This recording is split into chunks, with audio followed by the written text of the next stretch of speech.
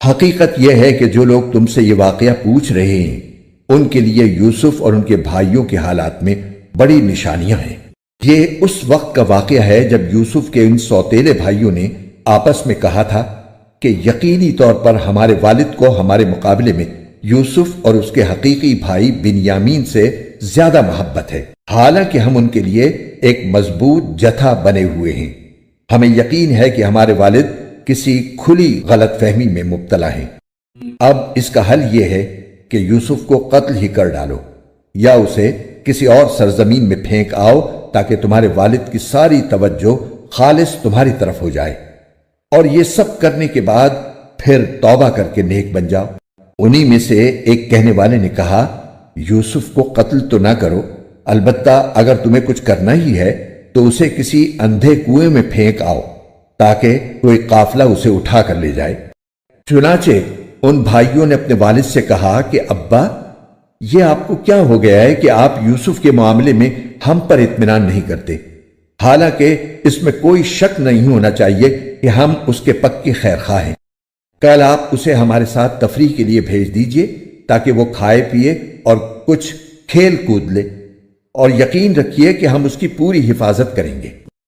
یعقوب نے کہا، تم اسے لے جاؤ گے تو مجھے اس کی جدائی کا غم ہوگا، اور مجھے یہ اندیشہ بھی ہے کہ کسی وقت جب تم اس کی طرف سے غافل ہو تو کوئی بھیڑیا اسے کھا جائے۔ وہ بولے، ہم ایک مضبوط جتھے کی شکل میں ہیں، اگر پھر بھی بھیڑیا اسے کھا جائے تو ہم تو بالکل ہی گئے گزرے ہوئے۔ پھر ہوا یہ کہ جب وہ ان کو ساتھ لے گئے اور انہوں نے یہ طے کر ہی رکھا تھا کہ انہیں ایک اندھے کنویں میں ڈال دیں گے، چنانچہ ڈال بھی دیا، تو ہم نے یوسف پر وحی بھیجی کہ ایک وقت آئے گا جب تم ان سب کو جتلاؤ گے کہ انہوں نے یہ کام کیا تھا، اور اس وقت انہیں پتہ بھی نہ ہوگا کہ تم کون ہو۔ اور رات کو وہ سب اپنے باپ کے پاس روتے ہوئے پہنچ گئے، کہنے لگے، ابا جی، یقین جانیے ہم دوڑنے کا مقابلہ کرنے چلے گئے تھے اور ہم نے یوسف کو اپنے سامان کے پاس چھوڑ دیا تھا، اتنے میں ایک بھیڑیا اسے کھا گیا، اور آپ ہماری بات کا یقین نہیں کریں گے چاہے ہم کتنے ہی سچے ہوں۔ اور وہ یوسف کی قمیص پر جھوٹ موٹ کا خون بھی لگا کر لے آئے۔ ان کے والد نے کہا، حقیقت یہ نہیں ہے، بلکہ تمہارے دلوں نے اپنی طرف سے ایک بات بنا لی ہے، اب تو میرے لیے صبر ہی بہتر ہے، اور جو باتیں تم بنا رہے ہو ان پر اللہ ہی کی مدد درکار ہے۔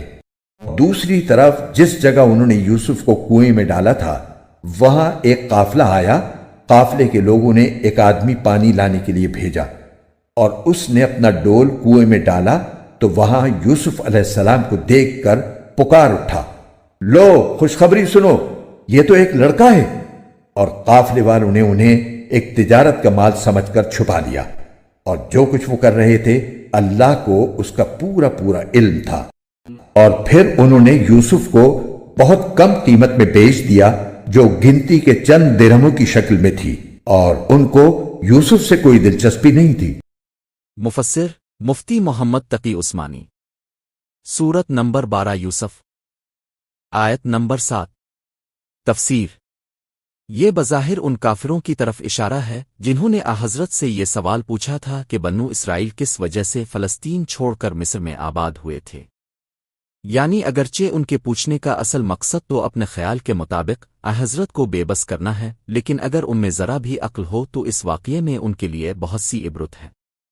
اول تو یہ سبق ہی کیا کم ہے کہ حضرت کی زبان مبارک پر اس واقعے کا جاری ہونا آپ کی نبوت کی کھلی دلیل ہے۔ دوسرے، حضرت یوسف کے خلاف جتنی سازشیں کی گئیں، چاہے وہ ان کے بھائیوں نے کی ہوں یا زلیخا اور اس کی سہیلیوں نے، آخر کار ان ساری سازشوں کا پول کھل گیا، اور عزت اور فتح تمام تر حضرت یوسف ہی کے حصے میں آئی۔ آیت نمبر 8۔ تفسیر۔ مطلب یہ ہے کہ ہم لوگ عمر اور طاقت میں بھی زیادہ ہیں اور تعداد میں بھی، چنانچہ ہم اپنے باپ کی قوت بازو ہیں، جب کبھی انہیں کسی مدد کی ضرورت پڑے ہم ہی ان کی مدد کرنے کے لائق ہیں، اس لیے ہم سے محبت زیادہ ہونی چاہیے۔ آیت نمبر 9۔ تفسیر۔ یہ ترجمہ اس آیت کی ایک تفسیر کے مطابق ہے، گویا ان کا خیال یہ تھا کہ یہ زیادہ سے زیادہ ایک گناہ ہوگا اور ہر گناہ کی معافی توبہ سے ہو سکتی ہے، چنانچہ توبہ مانگ کر پھر ساری عمل نیکی کرتے رہنا۔ حالانکہ کسی بندے پر اگر ظلم کیا جائے تو اس کی معافی صرف توبہ سے نہیں ہوتی جب تک کہ وہ مظلوم معاف نہ کرے۔ اس جملے کی ایک اور تفسیر بھی ممکن ہے، اور وہ یہ کہ ان کا مطلب یہ نہیں تھا کہ ہم بعد میں نیک بن جائیں گے، بلکہ ان الفاظ کا ترجمہ یہ ہے کہ یہ سب کرنے کے بعد تمہارے سارے کام درست ہو جائیں گے، یعنی والد کی طرف سے کسی امتیازی سلوک کا اندیشہ نہیں رہے گا۔ قرآن کریم کے الفاظ میں اس معنی کی بھی گنجائش موجود ہے۔ آیت نمبر 11 تفسیر۔ ایسا معلوم ہوتا ہے کہ یوسف کے بھائی اس سے پہلے بھی انہیں ساتھ لے جانے کی کوشش کر چکے تھے، لیکن حضرت یعقوب نے منع فرما دیا تھا۔ آیت نمبر 13 تفسیر۔ یعنی اگر کوئی اور حادثہ بھی پیش نہ آئے تو ان کا میری نظروں سے دور چلا جانا بھی میرے لیے باعث رنج ہوگا۔ اس سے معلوم ہوا کہ محبوب اولاد کو کسی خاص ضرورت کے بغیر جدا کرنا بھی ماں باپ کے لیے تکلیف دہ ہے۔ 8 بعض روایات میں ہے کہ حضرت یعقوب نے ایک خواب دیکھا تھا کہ بھیڑیے حضرت یوسف پر حملہ کر رہے ہیں۔ آیت نمبر 15 تفسیر۔ حضرت یوسف اس وقت بچے تھے، روایت میں ان کی عمر 7 سال بتائی گئی ہے، اس لیے یہ وحی نبوت کی وحی نہیں تھی، بلکہ یہ اس قسم کی وحی تھی جیسی قرآن کریم نے حضرت موسیٰ کی والدہ یا حضرت مریم کے لیے بیان فرمائی ہے، جس کا حاصل یہ ہے کہ اللہ تعالیٰ نے حضرت یوسف کو کسی ذریعے سے یہ بتا دیا کہ گھبراؤ نہیں، ایک وقت آنے والا ہے کہ یہ لوگ تمہارے آگے جھکیں گے اور تم انہیں ان کی ساری حرکتوں کے بارے میں انہیں اس وقت سب کچھ جتلا دو گے جب یہ تمہیں ہوچانتی بھی نہیں ہوں گے۔ چنانچہ آگے آیت نمبر 89 میں آ رہا ہے کہ حضرت یوسف نے مصر کا حاکم بننے کے بعد انہیں جتلایا تھا۔ آیت نمبر 18 تفسیر۔ بعض روایات میں ہے کہ انہوں نے قمیص پر خون تو لگا دیا، لیکن قمیص صحیح سالم تھا، اس پر پھٹنے کے کوئی آثار نہیں تھے، اس لیے حضرت یعقوب نے فرمایا کہ وہ بھیڑیاں بڑا مہذب تھا کہ بچے کو کھا گیا اور قمیص جوں کی توں صحیح سالم رہی۔ خلاصہ یہ کہ ان کو یہ بات یقین سے معلوم ہو گئی کہ بھیڑیے کے کھانے کی بات محض افسانہ ہے، اس لیے انہوں نے فرمایا کہ یہ بات تم نے اپنی طرف سے گھڑ لی ہے۔ آیت نمبر 19 تفسیر۔ روایات میں ہے کہ جب حضرت یوسف کو کنویں میں ڈالا گیا تو اللہ تعالیٰ کے فضل و کرم سے وہ ایک پتھر پر جا بیٹھے تھے۔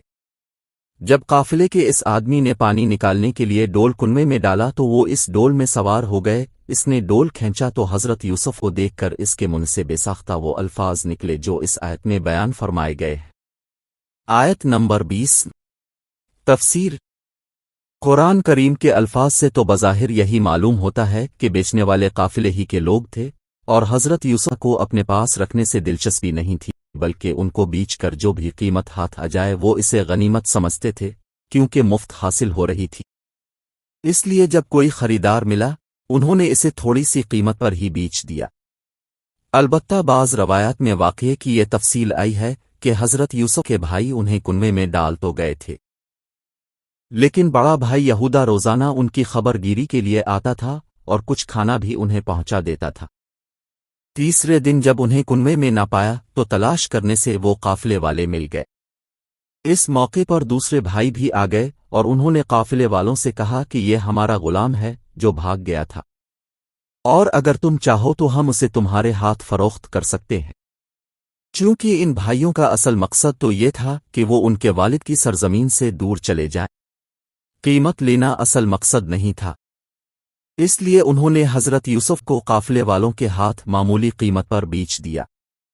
بائبل میں بھی یہ مذکور ہے کہ بیچنے والے ان کے بھائی ہی تھے اور انہوں نے قافلے کے ہاتھ حضرت یوسف کو فروخت کیا تھا۔